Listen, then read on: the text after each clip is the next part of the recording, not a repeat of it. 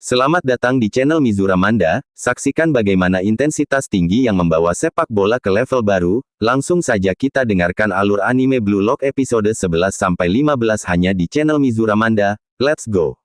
Selanjutnya diberitahukan kalau yang gugur harus meninggalkan Blue Lock. Tampak Nico yang sedang berada di ruang kantin memotong obrolan Bachira dengan Isagi. Ia mengatakan jika Nico tak akan kalah dan akan menghancurkan Isagi Yoichi.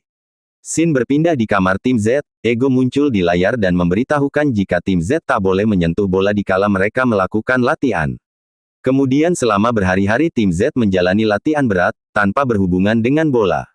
Namun akhirnya hari yang dinantikan tiba, di mana tim Z bisa bermain bola lagi.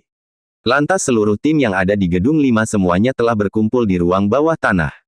Di situ pengawas mengatakan bahwa tim yang ada di sana merupakan level terendah. Sontak saja ada yang marah akan pernyataan itu. Di kesempatan itu pengawas mengumumkan seleksi tahap 2 resmi dimulai. Namun berbeda kali ini pertandingan dilakukan secara individual. Bagi orang-orang yang menang akan berkesempatan bermain sama pemain bintang sepak bola. Tentu saja semua pemain menginginkan bisa merasakan hal tersebut. Setelah itu Rin Itoshi memperlihatkan keindahan tendangan bola. Bagi Rin Itoshi itu hanyalah pemanasan yang membuat orang-orang terpukau. Bahkan Rinlah orang pertama yang berani maju. Kemudian Isagi juga sudah mantap untuk bertarung, makanya dia memasuki ruang yang disiapkan untuk berlaga. Kemudian Yoichi bingung dia berada di ruangan latihan seperti apa. Tak lama bola keluar dari tembok sehingga membuat Yoichi terkejut. Lalu muncullah seorang hologram yang akan menjadi lawan latihan tanding Yoichi. Si hologram merupakan Blue Lockman yang akan menjadi penjaga gawang. Lantas Yoichi segera menyadari maksud dari latihan tanding itu. Setelah mengetahui situasi maka Yoichi akan mencetak gol penalti. Blue Lock menyediakan ruangan yang sempit untuk melihat skill Yoichi dalam membaca situasi saat di lapangan. Setelah menganalisa dengan akurat, Yoichi segera memasang kuda-kuda untuk mencetak gol. Yoichi telah mengetahui jarak tembak bola dan kiper agar bisa mencetak gol. Setelahnya Yoichi mencoba akurasi tersebut dan berhasil mencetak gol. Setelah berhasil mencetak 30 gol, level Blue Lock ditambah menjadi level 2. Lantas beberapa hologram bertambah untuk menahan jarak tendangan Yoichi. Saat Yoichi menendang bola ke arah gawang, si hologram baru menghadangnya.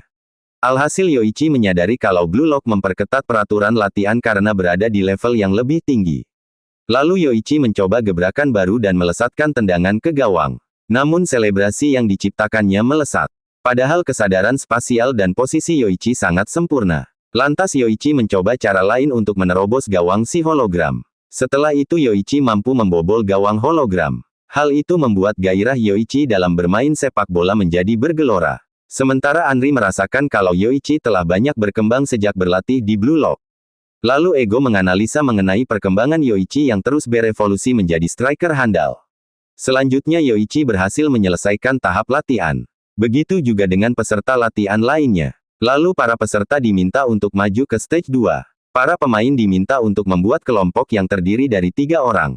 Setelah itu Bachira mengajak Yoichi bergabung dengan timnya untuk stage selanjutnya. Lantas Yoichi menyetujui gagasan Bachira. Namun mereka kekurangan 1 orang untuk membuat tim. Mendadak Nagi menyapa Yoichi dan mengajaknya bergabung di timnya. Akan tetapi Yoichi menolak sebab dia sudah berada di tim Bachira. Lalu Nagi mengatakan akan bergabung di tim Yoichi dan Bachira. Sontak saja Reo tak setuju sebab Nagi adalah partnernya di tim. Hanya saja Nagi menolak bersama Reo karena ingin bergabung dengan tim Yoichi. Mendengar statement Nagi membuat Reo sangat kecewa. Setibanya di ruangan Yoichi melihat keberadaan Itoshi Rin dan kedua temannya. Lantas Ego segera menjelaskan aturan permainan. Yoichi menyadari kalau latihan kali ini lebih kejam dari sebelumnya. Sebab aturan yang digunakan sangat jahat dan egois. Setelah berhasil menang maka mereka akan menambah anggota tim menjadi 5 orang. Sedangkan yang kalah akan langsung didiskualifikasi. Kemudian pertandingan 3 lawan 3 dilangsungkan. Tim putih berupaya menunjukkan keunggulannya. Kerjasama tim putih membuahkan 1 gol. Usai membaca pergerakan lawannya, Rin sudah mengetahui situasi di lapangan secara keseluruhan. Rin yang amat percaya diri langsung melakukan syuting ke gawang tim putih. Sontak saja Isagi DKK auto kaget, menyaksikan tendangan jarak jauh Rin. Tak hanya Rin yang memiliki kekuatan seperti monster, tapi Aryu juga. Bahkan dalam pose yang tak seimbang Aryu dapat mencetak gol. Sementara Tokimatsu yang tampak pengecut dan suka baperan ternyata juga seorang monster. Baik kelincahan, kegesitan, dan kekuatan Tokimatsu tak ada tandingannya, membuat tim putih tak berkutik. Tak berapa lama Tokimatsu menambah nilai tim merah. Di situ Rin menyatakan bahwa permainan sepak bola bukanlah olahraga, melainkan peperangan.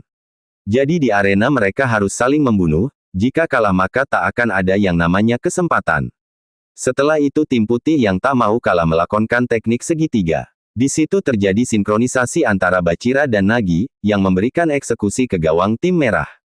Namun di momen berikutnya Rin tak mengizinkan tim putih menambah skor. Saking briliannya Rin dapat melakukan tendangan sudut, yang berhasil menembus pertahanan tim putih. Sontak saja Isagi syok, prediksinya tak berlaku bagi Rin. Pada suatu momen akhirnya Isagi menyadari, bahwa dia telah memasuki kendali Rin. Dari situ Isagi paham semua tindakan dan pemikirannya telah terbaca oleh Rin.